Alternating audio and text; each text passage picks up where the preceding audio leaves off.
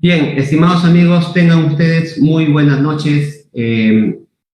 Los saludamos desde este su programa Estrategia Tributaria eh, para tratar el día de hoy un tema que sin duda, va a ser de mucha utilidad, toda vez que eh, interactuamos siempre con la administración tributaria a través del procedimiento de fiscalización y muchas de las veces los contribuyentes desconocen cuáles son los derechos que tienen dentro del procedimiento de fiscalización y muchas veces no exigen a la administración tributaria el respeto irrestricto de estos derechos. Por tal motivo, el día de hoy pretendemos, a través de estos minutos estos minutos que tenemos para conversar del tema, darles esa información, ¿no? A través del análisis de la norma, de la jurisprudencia, nos van a permitir tener un alcance de cómo interactuar con la administración tributaria. Lo primero que debemos conocer es que el procedimiento de fiscalización es un procedimiento que tiene como propósito comprobar si el contribuyente ha efectuado la determinación del tributo de manera correcta, conforme a ley. Para ello, el Código Tributario ha dotado de facultades a la Administración Tributaria a fin de que pueda hacer esta comprobación.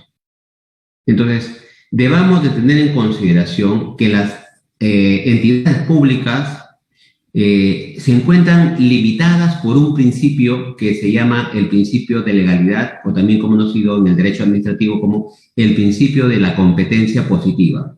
Es decir, solamente pueden hacer aquello que la ley les faculta. En este sentido, es que en el marco del procedimiento de fiscalización, la administración tributaria ejerce las facultades que están previstas principalmente en el artículo 62 del Código Tributario.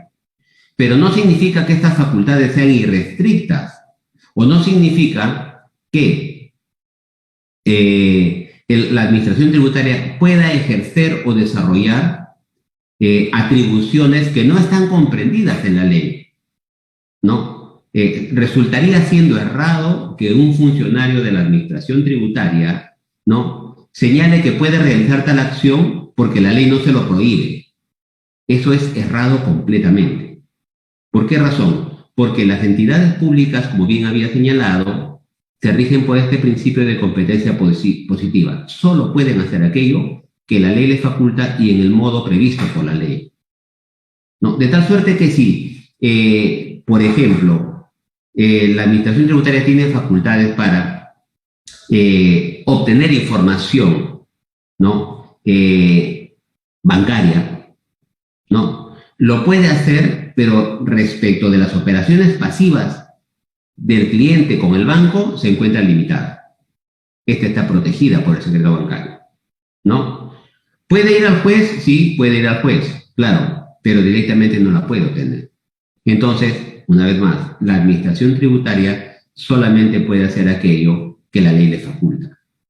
En ese sentido es que debemos entender que la administración tributaria, ¿no?, por más ente recaudador, se encuentra limitada por las mismas facultades que le otorga el Código Tributario. Ahora bien, estas facultades de fiscalización son ejercidas a través de un procedimiento que se encuentra debidamente ordenado a través del Código Tributario y a través del reglamento del procedimiento de fiscalización. Por lo tanto, cuando la administración tributaria ejerza su facultad de fiscalización, debe ceñirse al procedimiento legalmente establecido en este reglamento de procedimiento de fiscalización. Desde la notificación del requerimiento inicial y la carta de presentación hasta la notificación de la resolución de determinación. Todos y cada uno de los actos y actuaciones que se realizan dentro del procedimiento tienen que realizarse con arreglo a ley, ¿no? Entonces, y de parte de los contribuyentes existen derechos que no solo la ley, sino la Constitución le ha conferido, ¿no?, al contribuyente. Entonces, cuando interactuamos con la administración tributaria, entidad a la cual le tenemos mucho respeto, esa interacción entre contribuyente y administración tributaria o administración tributaria y administrado debe ser una relación horizontal. O sea, no podemos ver a la administración tributaria como un ente que está en supremacía respecto del contribuyente. Porque si bien tiene facultades, ¿no?, estas facultades limitan el accionar de la administración tributaria. Y por otro lado, el contribuyente, la Constitución y la ley le ha reconocido derechos. Entonces, esa interacción, digo, debe ser lo más plana, lo más horizontal posible, ¿no? Con el debido respeto de ambas partes. Con el debido respeto de ambas partes, ¿no? El funcionario público no puede dirigirse al contribuyente de forma irrespetuosa y el contribuyente tampoco puede, ¿no?, afectar al funcionario público, y esta relación debe ser una relación de cordialidad. Que no estemos de acuerdo en muchas cosas no significa que el auditor se debe enojar o que el contribuyente se deba molestar, ¿no? Para eso existen las vías en las cuales vamos a hacer respetar cada uno nuestros derechos, y la administración tributaria, sin duda, las facultades que correspondan, ¿no? Pero, digo, este trato debe ser un trato armonioso, cordial, ¿no? Pues bien, empezamos, ¿no? ¿Por qué iniciamos hablando de la discrecionalidad? Porque la facultad de fiscalización que ejerce la administración tributaria se ejerce en forma discrecional. ¿Y qué significa que se ejerza de forma discrecional? Significa, pues, que la administración tributaria puede, ¿no?, hacer uso de sus facultades en la forma que estime conveniente, pero atendiendo al interés público. Es decir, no significa que porque la administración tributaria tenga facultades discrecionales la deba usar para fines o propósitos personales. La discrecionalidad no significa eso.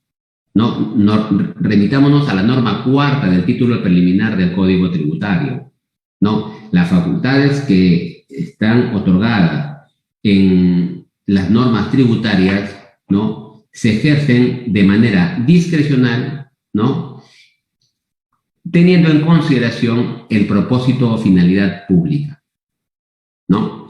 Entonces, debemos descartar, por ejemplo, el hecho de que la administración tributaria pretenda, ¿no?, fiscalizar a aquellos contribuyentes con los cuales el encargado de programar las fiscalizaciones no tenga una relación adecuada, armoniosa, ¿no? Porque eso significaría actuar de manera contraria al interés público. Si hay que fiscalizar a un contribuyente, hay que hacerlo porque realmente existe un perfil, ¿no?, construido por la administración tributaria de manera técnica sobre la base de información que administra, que gestiona y que evidencia que tiene un tributo omitido, o conforme lo dice el Código Tributario, a través de denuncia de terceros. Pero no podemos hacer uso de la facultad discrecional de la administración tributaria de pronto para o proteger a determinados contribuyentes o para afectar a determinados contribuyentes sobre la base de intereses particulares, ¿no? Entonces, la mayoría de facultades que tiene la administración tributaria en el artículo 62 son discrecionales, ¿no? Por ejemplo, cuando nos otorgan el plazo para presentar la documentación, en la norma tributaria, el numeral 1 del artículo 62, establece que el plazo debe ser no menor a 2 días hábiles, con lo cual la administración tributaria te puede dar plazo para presentar la información 2 días hábiles o 5, 10, 15, 20, un mes. Entonces, lo establece de manera discrecional. Ya, pero ¿cómo aplicamos la discrecionalidad orientada al interés público? Bueno, en este caso, en el otorgamiento de plazos, como lo veremos más adelante, si es que el tiempo nos da, hay que tener en cuenta un principio del procedimiento administrativo, que es el procedimiento administrativo resulta siendo de aplicación supletoria al procedimiento de fiscalización. Este principio se llama razonabilidad, ¿no? Cuando la administración tributaria, en este caso la SUNAT o las municipalidades, establezcan plazos, creen obligaciones, estas deben ser o estar adecuadas a la finalidad que se persigue, ¿no? Y ser razonables, ¿no? En el establecimiento de obligaciones.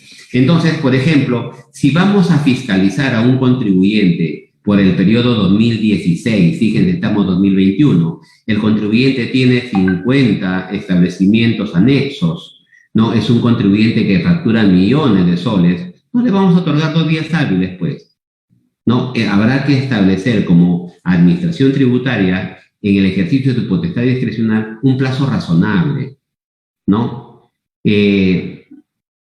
No sería adecuado, por ejemplo, que el funcionario de la administración tributaria otorgue el plazo porque como va a salir de vacaciones el auditor, entonces le damos 30 días de plazo al contribuyente, de tal suerte que cuando el auditor regresa, no tiene objeto, ¿no? Entonces, ahí estamos frente al uso adecuado de la facultad discrecional, ¿no? A propósito, el Tribunal Constitucional en esta sentencia del año 2006 a través de un proceso de amparo establece que si bien la SUNAT goza de amplias facultades para fiscalizar a los contribuyentes, tales actos no pueden afectar el derecho, en este caso se estaba afectando el derecho a la intimidad de los contribuyentes reconocido a través de nuestra Constitución en su artículo 2, ¿no? Es más, fíjense la precisión que hace el Tribunal Constitucional. Las facultades discrecionales de la SUNAT no constituyen un cheque en blanco, sino que deben ejercerse conforme a la Constitución y el Código Tributario. Caso contrario, se convierten en decisiones arbitrarias, inaceptables y reñidas con el ordenamiento tributario, ¿no? En el caso en particular, la Administración Tributaria estaba exigiendo la información al contribuyente respecto de qué relación tiene el contribuyente con la persona con la que se fue de viaje, ¿no? Y entonces el contribuyente, a través de un proceso de amparo, llegó a instancia del Tribunal Constitucional solicitando que esa información no deba ser entregada, ¿no? Y ustedes saben que cuando la Administración Tributaria solicita información y el contribuyente no la entrega, resulta siendo sancionado, ¿no? En ese sentido, es que el Tribunal Constitucional claramente dijo, si bien SUNAT tiene facultades, pero estas facultades que tiene la Administración Tributaria tienen un límite, y el límite está establecido por los derechos que tienen los contribuyentes, ¿no? Y que están reconocidos no solo en la ley, sino en la Constitución, ¿no? Debemos tener claro eso. Lo mismo en esta sentencia del Tribunal Constitucional, igual en otro proceso de amparo, ¿no? Del año 2008, se señala que la facultad de fiscalización no puede ser ejercida de manera irrazonable, desconociendo principios y valores constitucionales ni al margen del respeto de los derechos fundamentales de los contribuyentes, pues se negaría la esencia propia del Estado constitucional que se caracteriza por limitar y controlar el ejercicio arbitrario del poder del Estado, ¿no? Es decir, la Administración Tributaria recibe atribuciones, facultades para realizar su labor, su control tributario, su labor fiscalizadora. Pero esas facultades, esas atribuciones, decíamos, no pueden ser ilimitadas. No pueden ser ilimitadas, ¿no? Hay derechos reconocidos en la Constitución que la Administración Tributaria no puede vulnerar. Y a propósito de ello, comentemos brevemente algunos de estos derechos que podrían ser vulnerados o afectados por la Administración Tributaria. El derecho a igualdad, sin duda. La Administración Tributaria, ¿no? Debe actuar de forma equitativa, ¿no? Debe actuar con respeto, ¿no? A este derecho, principio de igualdad, ¿no?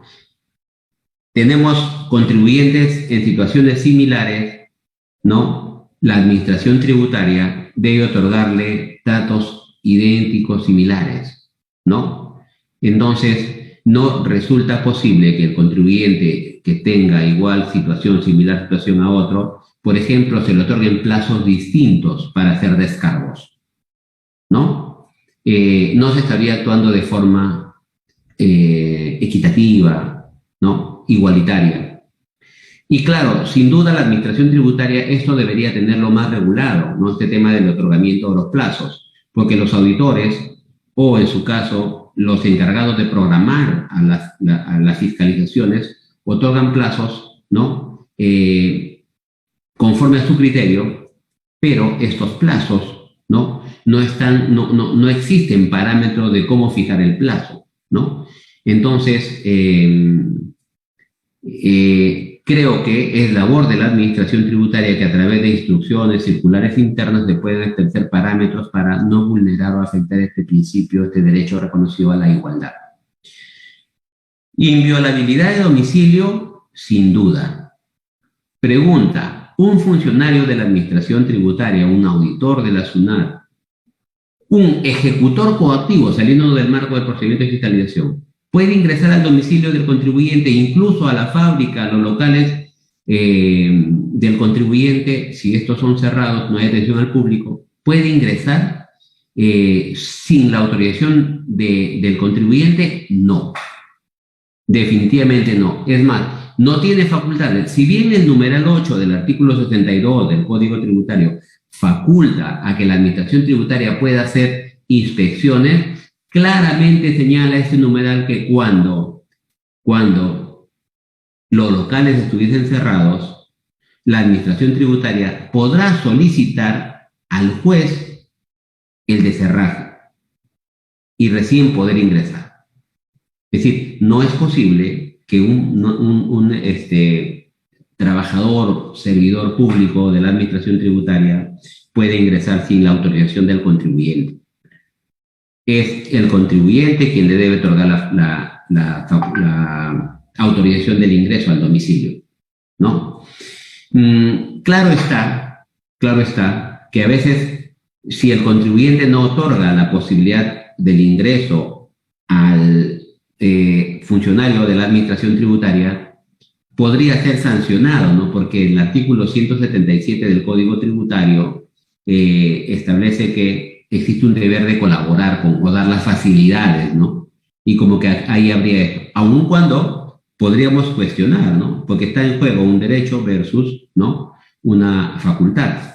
Entonces, sin embargo, la única posibilidad de ingreso de parte de los funcionarios de la administración tributaria es con la debida autorización, o si es que el contribuyente no otorga esta autorización, tendría que ser a través de la solicitud al juez, ¿no? El acceso a la información pública. Muchas veces nosotros queremos obtener información, ¿no?, en el procedimiento de fiscalización. Lamentablemente, el artículo 131 del Código Tributario establece que los contribuyentes que están sometidos a un procedimiento de fiscalización solamente pueden tener acceso a la información cuando el procedimiento se encuentre concluido. Y la excepción a ello es cuando el contribuyente está sometido a la fiscalización por régimen de precios de transferencia, ¿no?, en donde sí te da la posibilidad para que dos representantes del contribuyente puedan acceder a información, ¿no?, respecto de los comparables con los cuales la administración tributaria ha seleccionado para determinar el rango intercuartil. Entonces, ahí tenemos, por ejemplo, una clara afectación a este principio o a este derecho reconocido a nivel constitucional, pero el Código Tributario pone esta limitación. O sea, como que el procedimiento de fiscalización es un procedimiento secreto, ¿no? No tiene objeto porque es la propia información del contribuyente, ¿no? Es su propia información a la que él debería o tendría derecho a acceder. Hemos comentado también el derecho a la intimidad, ¿no?, personal y familiar, ¿no? Sin duda está reconocido en la Constitución y hay límites, ¿no? O sea, si es que la administración tributaria va a requerir información, eh, vinculada con aspectos personales del contribuyente, ¿no? O familiares, esta información tendría que ser necesaria para el cumplimiento de la labor fiscalizadora. Porque si no hay fundamento para pedir esta información, entonces este pedido que haga la administración tributaria sería totalmente lesivo, ¿no?, a este derecho que tenemos los contribuyentes, ¿no? Tenemos derecho al secreto y a la inviolabilidad de sus comunicaciones y documentos privados, ¿no? Sin duda, la administración tributaria no tiene atribuciones para que pueda apropiarse de la información, de la documentación de los contribuyentes, ¿no? El Código Tributario, en su artículo 62, prevé que la administración tributaria puede exigir a los deudores tributarios la exhibición y o presentación de la información, pero esa facultad no implica que la administración tributaria tenga atribuciones para que pueda incautar o apropiarse de la información de los contribuyentes.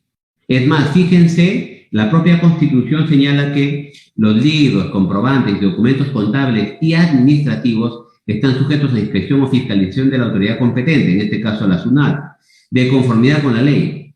Las acciones que al respecto se tomen no pueden incluir la sustracción o incautación, salvo por orden judicial.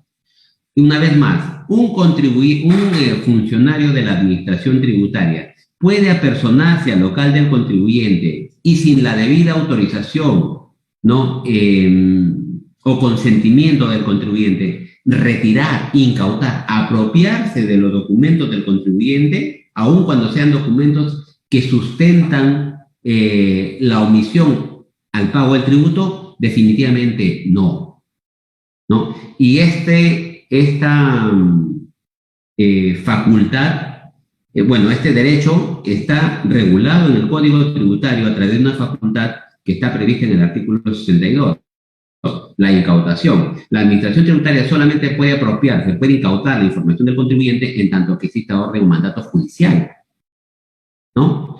Es más, fíjense qué dice la Constitución. Dice: los documentos privados obtenidos con violación a este precepto no tienen ningún efecto legal. ¿Qué quiere decir? La administración tributaria, a través de sus inspecciones, incauta sin autorización judicial documentación que evidencia una presunta evasión tributaria y se apropia sin el consentimiento del contribuyente. Esa información que la administración tributaria pretende utilizar a los fines de determinar deuda, de acuerdo a la Constitución, no tiene ningún efecto legal, ¿no? Porque la forma que lo obtuvo es ilegítima, es contraria a la ley y la Constitución lo castiga, ¿no? ¿Qué más a nivel de la Constitución? A nivel de la Constitución también tenemos el derecho al secreto profesional, ¿no? Y este es un tema importante. ¿Por qué razón? Los contadores tenemos el derecho al secreto profesional. Nosotros tomamos información privada de los contribuyentes, ¿no? Conocemos información interna de la empresa. Esa información que nosotros conocemos de la compañía, de los contribuyentes, que en el ejercicio de nuestra profesión tomamos conocimiento, debemos de mantenerla de manera reservada, en secreto. Y entonces, pregunta,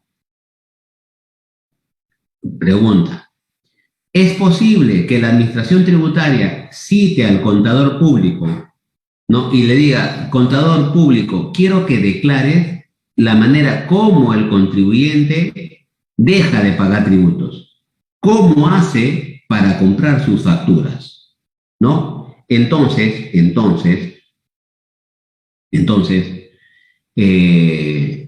contador podría, ¿no?, invocar este derecho al secreto profesional, ¿no? En alguna oportunidad,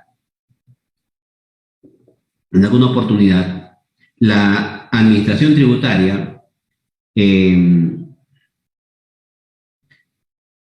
detectó en la fiscalización que el contribuyente había tenido una auditoría tributaria efectuada por un auditor independiente. Entonces requirió al contribuyente el informe de auditoría y el contribuyente entregó el resumen, ¿no? Digamos como en el caso de la auditoría financiera, como que el informe corto, y lo que la administración pretendía era qué otras cosas se habían encontrado. Y citó al auditor, al contador, a la oficina de SUNAT y le dijo, quiero que me digas qué has encontrado en esta auditoría. Y el contador alegó secreto profesional, ¿no? Entonces, son derechos que están reconocidos a nivel constitucional. Es más, tenemos el derecho a la no incriminación, ¿no? O sea, yo no estoy obligado a declarar contra sí. Uno no puede declarar contra sí mismo. Es un derecho que tiene el ciudadano. Y entonces, a veces la SUNAT, en mérito a su facultad prevista en el numeral 4 del artículo 62 del Código, cita en comparecencia al contribuyente y le dice al contribuyente, no, al contribuyente mismo, le dice, quiero que me digas de qué manera tú realizas tus operaciones. Y imagínate que le pregunte, ¿no?, sobre, o le diga, mira, tenemos estos documentos y vemos que tú estás evadiendo impuestos. El contribuyente no está obligado a declarar. El contribuyente tiene reconocido este derecho a la no incriminación y podría guardar silencio y no responder, ¿no? Debemos de tener claro eso, ¿no? Debemos de tener claro eso. Es más, respecto al tema del secreto, ¿no? Incluso en la fiscalización podría ser que la administración tributaria pretenda, ¿no?, solicitar al contribuyente, solamente para un ejemplo, ¿no? Imagínate, se está fiscalizando, sabemos que esto no va a ocurrir, se está fiscalizando a la Coca-Cola y se le pide que le entregue la fórmula de cómo se prepara la Coca-Cola. ¿Estará en facultad, en posibilidad la administración tributaria de hacer eso? No. No, porque no tiene ningún propósito vinculado con la fiscalización tributaria y la determinación de tributo que se entregue este tipo de información. Entonces, hay que saber y hay que ponderar qué información se le da a la administración tributaria, ¿no? No porque la administración tributaria nos curse un requerimiento, tenemos que entregar toda la información que nos pide. Claro, usted me dirá, sí, claro, pero luego nos van a multar. Habrá que sopesar la información que pide la administración tributaria con los derechos que tenemos reconocidos, que venimos comentando, y ver si lo entregamos. Y si nos sancionan, si nos multan, tenemos derecho a defendernos, ¿no? La resolución de multa puede ser materia de reclamación. Entonces tenemos este derecho expedito a defendernos, a la contradicción se llama, ¿verdad? Pues bien, otro derecho que está en la Constitución, ¿no?, es el derecho de petición, ¿no? ¿En qué consiste el derecho de petición? El contribuyente, ¿no?, puede pedir por escrito a la autoridad competente, la que está obligada a dar al interesado una respuesta también por escrito dentro del plazo legal bajo responsabilidad. ¿Qué significa esto en el ámbito tributario, el derecho de petición? Los contribuyentes, por ejemplo, solicitamos ampliación de plazo, ¿no? Normalmente pedimos ampliación de plazo, ¿no? O podemos pedir, a lo mejor, el auditor que nos está fiscalizando tenemos con él un proceso judicial, yo prefiero que él no me fiscalice. Podemos pedir el cambio de auditor, ¿no? Porque hay un conflicto de interés, ¿sí? Podemos hacer una serie de peticiones a la administración tributaria.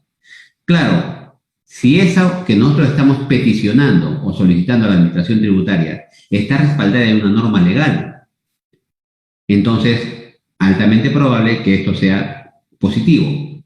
Pero a veces lo que nosotros solicitamos queda en el ámbito de la discrecionalidad del funcionario público. Y tú pides que te den 20 días hábiles de plazo y la administración tributaria te otorga 10, 5 o tal vez no, te deniega. Entonces, lo que este derecho dice es, está bien, si quieres no me otorgues. Si quieres no me otorgues el plazo, lo que estoy peticionando, pero por lo menos respóndeme. Respóndeme, si yo te pedí por escrito, respóndeme por escrito. La Constitución dice en el plazo de ley. Y en materia tributaria, ¿cuál es el plazo de ley para que la administración tributaria nos responda cuando presentamos un escrito? ¿No? Bueno, en el procedimiento mismo de fiscalización no está previsto este tipo de plazos para el ejercicio del derecho de petición, pero supletoriamente aplicamos la ley del procedimiento administrativo general. Y la ley del procedimiento administrativo general en estos casos establece un plazo de 30 días hábiles. Pero sin duda, el contribuyente necesita una respuesta. Ahora, y una respuesta simple, es decir, si yo pedía, la administración tributaria me dice no, definitivamente no. Es que existen otras exigencias que tiene la administración tributaria, la administración pública en general, como por ejemplo la motivación, la obligación de motivar, ¿no?, las comunicaciones, las actuaciones, los actos administrativos. Si yo le digo no al contribuyente, tendré que decirle por qué razón, porque no sustentó, porque no presentó dentro del plazo, X, ¿no? Porque no acreditó. Pero tengo que responder de manera motivada, de manera sustentada, digamos, ¿no? Otro derecho fundamental que tiene el contribuyente, ¿no?, en el marco del procedimiento de fiscalización es el derecho a la legítima defensa, ¿no? El derecho de defensa que tenemos los contribuyentes. Es decir, estamos sometidos a un procedimiento de fiscalización. La administración tributaria ha detectado determinadas observaciones. Tengo derecho a no estar de acuerdo o conforme con lo que la administración tributaria pretende, sin duda, claro. Pero ese derecho a la defensa, o derecho a la legítima defensa, yo debo de ejercerlo dentro del procedimiento de fiscalización. Es decir, no se puede cerrar el procedimiento y una vez que se cierra, recién el auditor te diga, bueno, no, pues no tiene sentido lo que estás pidiendo, porque mira, más ahí en la etapa de la reclamación, ahí lo vas a poder cuestionar. No hay ni reclamación ni apelación. Dentro del procedimiento de fiscalización, la administración tributaria, si es que está observando o está pretendiendo efectuar un reparo, ¿no?, al contribuyente, tiene que darle la posibilidad de que él haga sus descargos y en un plazo razonable, ¿no? Y éste pueda ejercer este derecho. Ahora bien, pero muchas de las veces, y esto pasa, es común en la fiscalización, muchas de las veces los contribuyentes hacen uso del derecho a la legítima defensa. La administración tributaria les permite el ingreso de documentos, de medios probatorios, ¿no?, de argumentación, pero lamentablemente,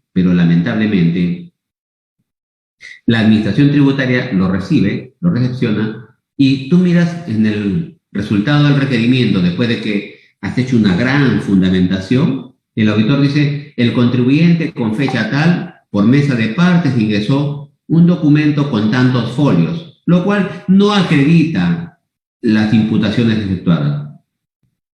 Eso implica una clara violación al derecho de defensa, ¿no?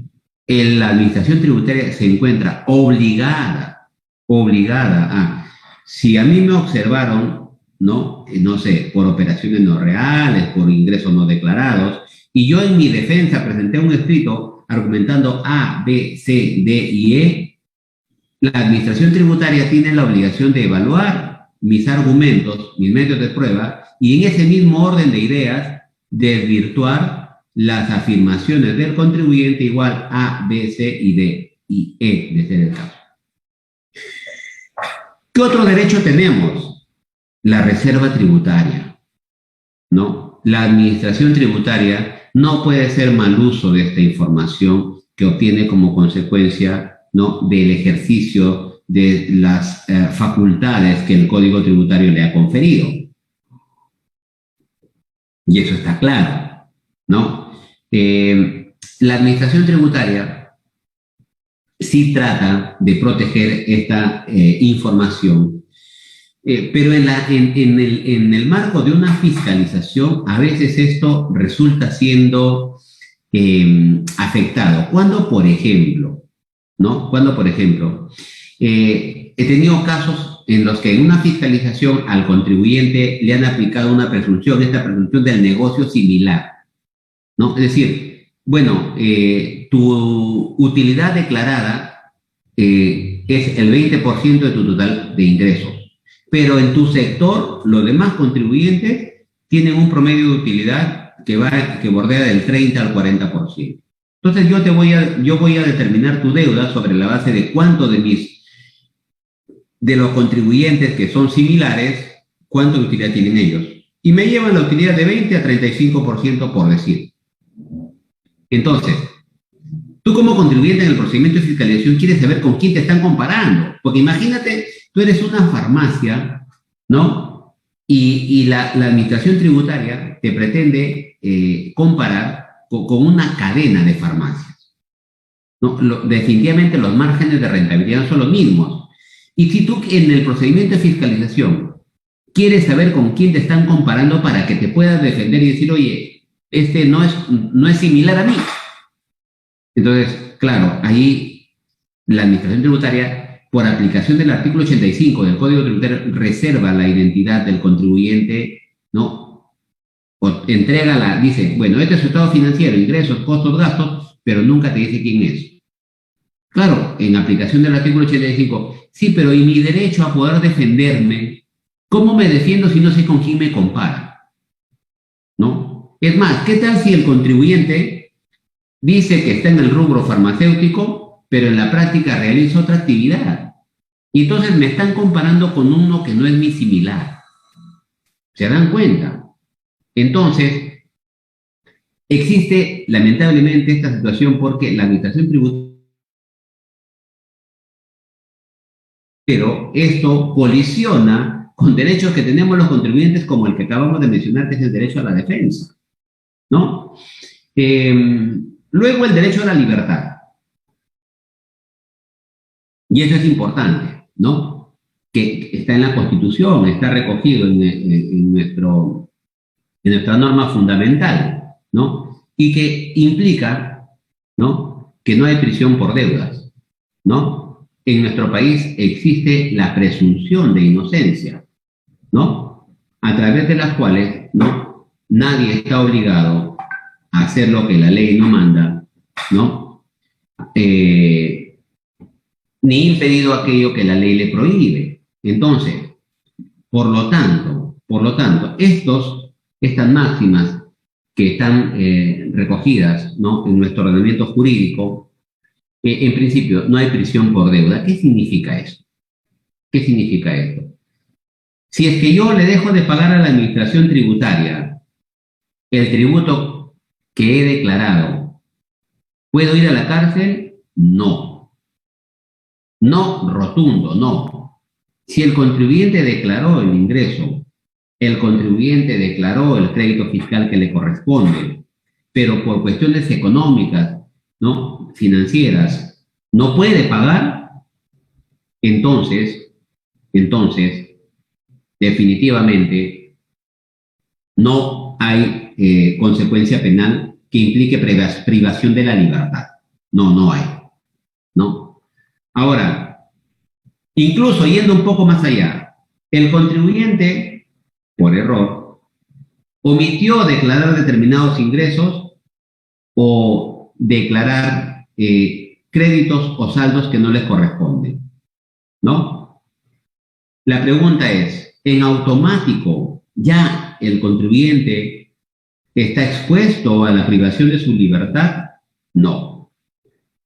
Recordemos que la Ley Penal Tributaria, en su artículo 1, ¿no?, donde establece, define el tipo base del delito tributario, establece que va a ser sancionado con pena privativa de libertad, no menor de 5 ni mayor de 8 años, ¿no?, el que en provecho propio de terceros ha dejado de pagar los tributos, pero valiéndose de cualquier artificio, astucia, ardid u otra forma fraudulenta.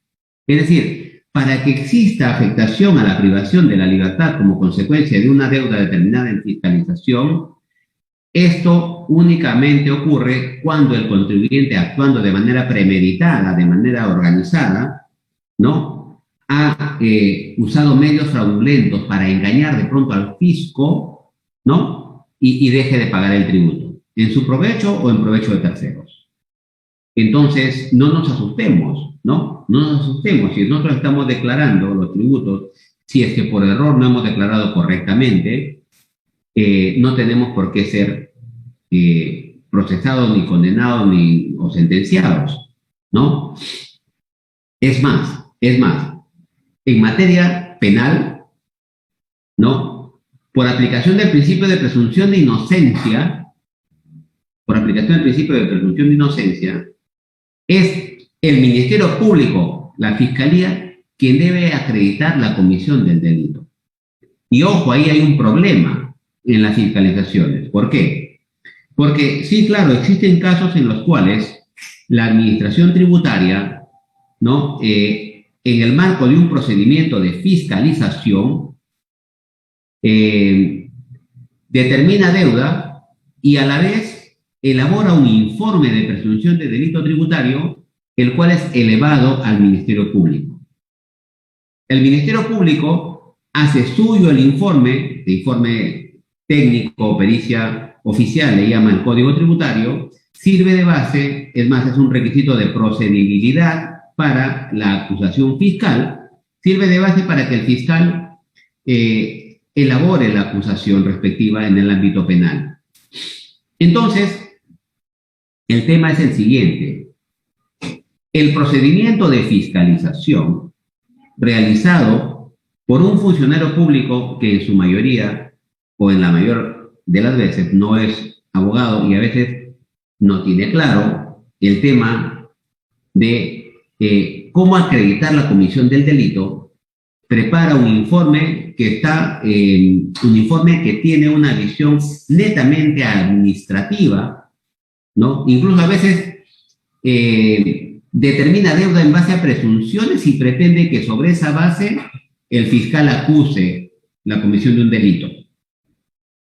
Entonces, ¿qué pasa? Cuando le llega el informe de presunción de delito al Ministerio Público, al fiscal, ese informe no contiene todos los medios de prueba para probar el delito tributario. Es decir, para probar la astucia, la ardid, el medio fraudulento. Sí, claro, tiene sustentado, por ejemplo, que el contribuyente en la fiscalización no presentó guía de remisión que acredite el traslado de los bienes, por tanto es una operación no real.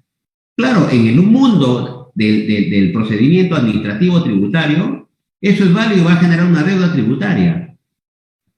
Pero en el ámbito penal, eso no tiene fundamento o sustento para pretender condenar a alguien porque no existen las instrumentales probatorias suficientes para acreditar la comisión del delito, del dolo, ¿no?, de la voluntad del sujeto de querer engañar al fisco. Entonces, tengamos en cuenta esto. Y a propósito, hace poco la Administración Tributaria emitió un informe, ¿no?, reciente, y hemos hecho un video en una de las sesiones anteriores, un webinar sobre el tema, a través del cual la propia SUNAT dice que cuando al contribuyente le determina incremento patrimonial no justificado, no significa en automático que ha cometido delito tributario. Para que ello ocurra, tiene que haberse acreditado el medio fraudulento. Entonces, tengamos en cuenta este derecho a la libertad que está en la Constitución reconocido, ¿no? Y que sin duda, nos permite un poco aclarar cuáles son esos alcances que tenemos, ¿no? Respecto de la interacción con la administración tributaria. Otro de los derechos que está reconocido en la Constitución, ¿no? O un mandato de la Constitución, es el principio de jerarquía normativa o supremacía constitucional. ¿Qué viene ocurriendo allí? ¿Qué viene ocurriendo en este caso? Sin duda, ¿no? Sin duda, conforme a la Constitución es la norma de mayor jerarquía, ¿no? Y las normas que están en inferior jerarquía no pueden transgredir, excederse, ni desnaturalizar lo que ha previsto la norma que está en una jerarquía superior. Es decir, la ley no puede ir en contra de la Constitución. Los reglamentos, los decretos supremos no pueden estar en contradicción a la ley ni a la Constitución. Las resoluciones de superintendencia no podrían estar en contra de los reglamentos, de las leyes y de la Constitución, porque hay un principio de jerarquía normativa, ¿no? Pero, ¿qué vemos nosotros en la práctica tributaria, en los procedimientos de fiscalización? Bueno, incluso los procedimientos contenciosos, ¿no? Que la administración tributaria, aun cuando la norma sea inconstitucional, ilegal, vulnera el principio de jerarquía normativa, termina aplicándola. Termina aplicándola y termina afectando al contribuyente. Oye, pero así dice el decreto supremo. No sé, pues, la ley, la Constitución tiene otra cosa, pero el decreto supremo literalmente dice esto. Y si literalmente dice esto, entonces te aplico la ley. ¿Y dónde está el principio de jerarquía normativa, no supremacía constitucional? Claro, a nivel de la administración tributaria, por siempre se ha dicho que nuestros funcionarios públicos actúan en mérito al principio de legalidad o se deben al principio de legalidad. Pero muchas de las veces la aplicación literal de estas normas sin duda colisionan o afectan con derechos y garantías que el ciudadano tiene reconocido a nivel constitucional. Entonces, ¿qué tenemos que hacer? Bueno, a nivel de la administración tributaria, a nivel del reclamo, difícilmente no va a ocurrir esto. A nivel del tribunal fiscal, tampoco, salvo que por aplicación, ¿no? De este mismo principio que está regulado en el Código Tributario, se aplique o la norma reglamentaria exceda lo que la ley señala, ¿no? En este caso, el tribunal fiscal prefiere aplicar la ley sobre lo que dice la norma reglamentaria. Y en este caso se encuentra obligado el tribunal fiscal a emitir una resolución de observancia obligatoria que está regulada en el Código. Pero si la norma, la ley y el decreto supremo, si la resolución de superintendencia es contraria a la Constitución, definitivamente a nivel tribunal fiscal no hay manera de que puedas obtener justicia. Eso te lleva a un escenario complicado. ¿Por qué? Porque si quieres solicitar el respeto irrestricto del principio de jerarquía normativa o supremacía constitucional, tienes que llegar a la vía judicial. Pero llegar a la vía judicial, ¿qué significa? Significa que si es que tuviste un resultado negativo, desfavorable a nivel tribunal fiscal, la deuda se torna inexigible coactivamente. O sea, por lo menos debería haber la posibilidad de que en aquellos casos en los que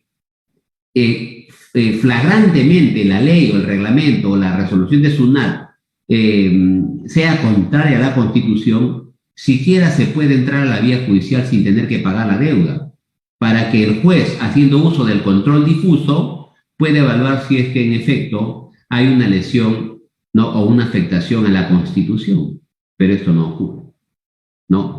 Entonces, esto está en la Constitución también, sin duda, ¿no?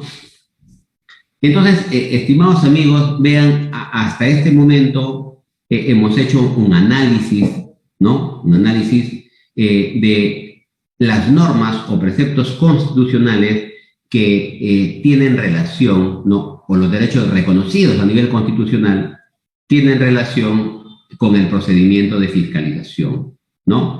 Entonces, luego el tribunal fiscal ¿no? También a través de senda jurisprudencia ha establecido, ¿no? O ha reconocido derechos, ¿no? Que el contribuyente tiene a nivel de la Constitución, a nivel del Código Tributario o a nivel de la Ley del Procedimiento Administrativo General, ¿no? Como en esta resolución tanto antigua, ¿no? Del año 2006, mediante el cual el Tribunal Fiscal ha señalado que el contribuyente tiene derecho a que la fiscalización se lleve a cabo de tal manera que le permita ejercer su derecho de defensa, para lo cual la labor de la Administración Tributaria en su rol fiscalizador debe ser lo más clara y precisa, de tal forma que el contribuyente tome conocimiento de los reparos que le son efectuados, todo ello con el fin de que el contribuyente acredite el incumplimiento de sus obligaciones y asimismo evite la acotación y el inicio de un procedimiento tributario innecesario. ¿A qué se refiere esta resolución del Tribunal Fiscal? Y pueden haber una serie de casos, ¿no? A veces ocurre que la Administración Tributaria le formula al contribuyente 5 reparos, 5 observaciones, ¿no? Y el contribuyente responde cada una de las observaciones, pero cuando el auditor hace el cierre del requerimiento o el resultado del requerimiento, dice, muy bien, esta observación 1 no sustentó, la 2 no sustentó, la tercera sustentó, la cuarta no sustentó, la quinta sustentó. Y te incorpora en el resultado del requerimiento un nuevo reparo, una nueva observación. Ustedes dirán, oye, ¿esto pasa? Pasa. Pero respecto de ese reparo, respecto de esa observación, no te dio el ejercicio del derecho de defensa y sobre eso, sobre ese resultado del requerimiento, determina deuda. Entonces, faltó esa parte. Faltó en la parte en la que el contribuyente debió tener el plazo para hacer su descargo y no lo tuvo, ¿no? Y no lo tuvo.